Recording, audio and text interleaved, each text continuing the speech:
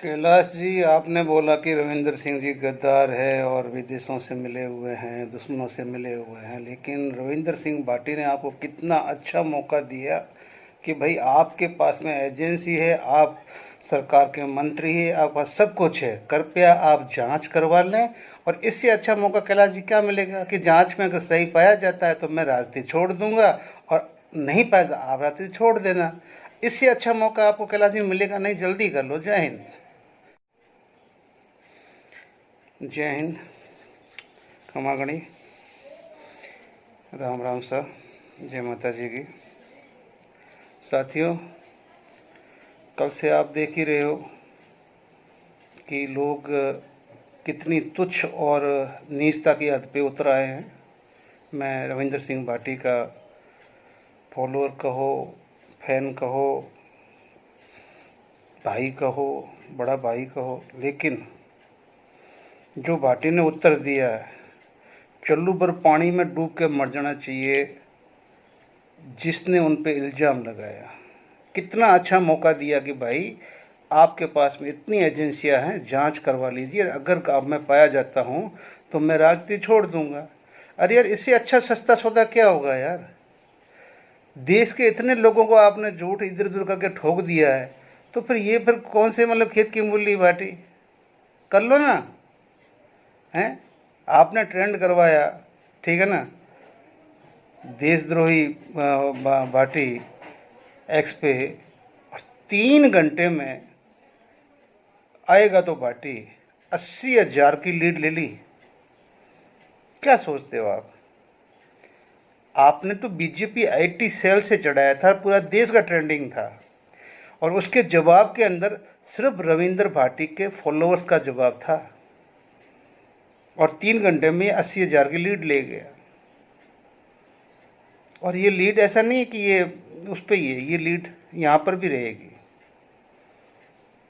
अब कोई फायदा नहीं है।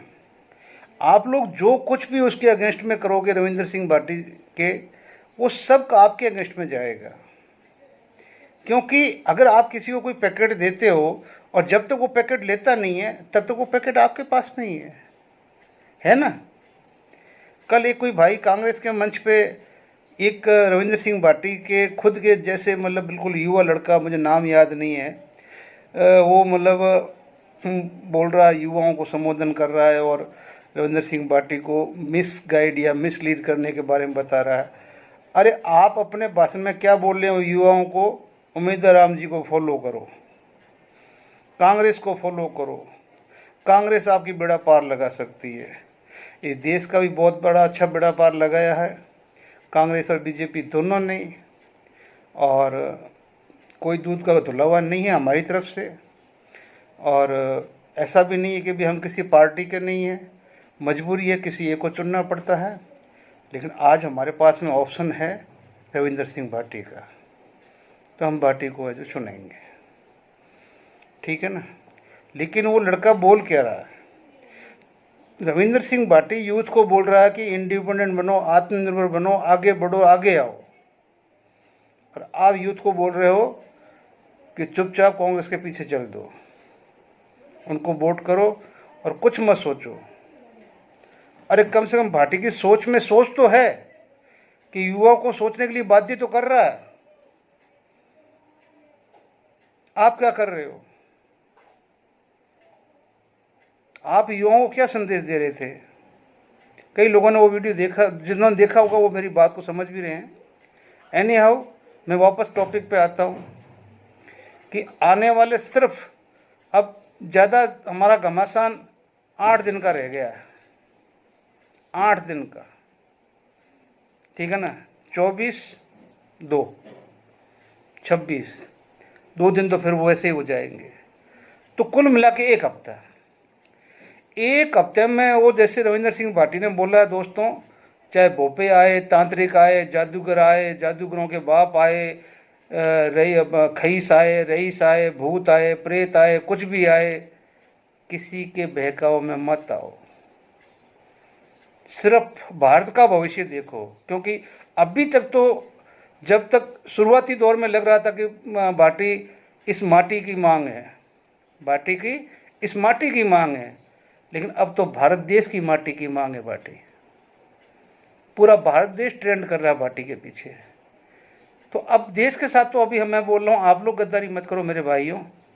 अगर देश की मांग बाटी है तो हम लोगों को बाटी को संसद में पहुंचा देना चाहिए। आगे वो अपने आप मैनेज करेगा। आपने तो सिर्फ 26 तारीख को सेव के ऊपर 9 नंबर बैलेट के ऊपर बस बटन दबाना है। उसके बाद में ये देश और ये भाटी एक दूसरे के पर्यायवाची है और जो करना होगा वो करेंगे। लेकिन कम से कम मुझे इतना है कि इस बंदे ने एक सही परिभाषा दी है कि राजनीति और राजधर्म, और राजधर्म मेरे लिए सबसे ऊपर है। जब उसने इतनी बड़ी कसम खा ली है तो आप सोचिए ये बंदा कभी आपको धोखा नहीं देगा, अन्ना इसके पास धोखा है। अब आपको चाहिए कि आप किसी के बहकाव में न आके, मैं हमेशा ही वीडियो डालता हूँ और यही कहता हूँ कि दोस्तों आँख कान सब खुले रखो। आपके आसपास में दुश्मन ही दुश्मन घूम रहे हैं और वो कैसे भी करके पार्टी को पटक नहीं देना चाहते हैं। अबीड़ बुलाना चाहते हो ना, तो किसका अबीड़ बोलेगा वो तो 4 जून को पता चलेगा। लेकिन फिलहाल तो जनता की तरफ से अबीड़ बोला दिया गया है। ये ट्रेंडिंग ने भी बोला दिया, फार्म भरते टाइम उस टाइम बुला दिया। जहां भी पार्टी ने कदम रखा इस देश के अन्य राज्यों में, वहां अबीड़ बोला दिया। कहाँ उसका मुकाबला करने चल पड़े हो यार, ठीक है ना। अब ठीक है, युवा है, दम है और लोठो है और खींच गई तो खींच गई, घालो मोरी क्यों घाली जे तो पड़ो नड़ा ठा पड़ जाए कि ऊँट पाकिस्तान रो है, ब्रिटेन रो है, सऊदी अरब रो है, कठे रो है का थोड़ा मारवाड़ी जे हैं का ई सोडावटी ज्वाइन थी जे क्या ठा रो तो सही।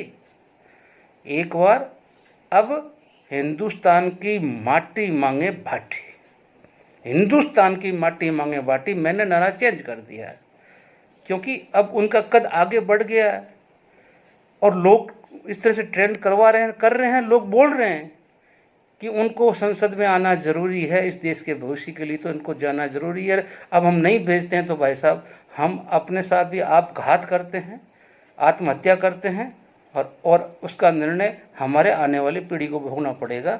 इसलिए ऐसा मत करो। बस सेव का निशान 26 तारीख और 9 नंबर बैलेट। जय हिंद, जय भारत।